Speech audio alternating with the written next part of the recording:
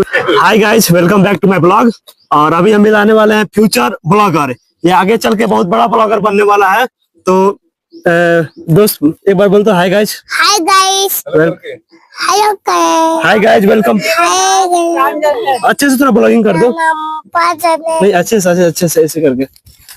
और बस अब नहीं बोलना है। बस हम पूजा करने आ गए हैं। अच्छा, अभी पूजा करने आए हो? हाँ। किसके साथ आए हो पूजा करने? मम्मी और पापा, अम्मा। बुआ। अच्छा, अम्मा। और एक बार बोल दो तो हर हर महादेव। हेलो महादेव। हर हर महादेव बोल दीजिए। वीडियो को लाइक कीजिए, शेयर कीजिए, फॉलो कीजिए।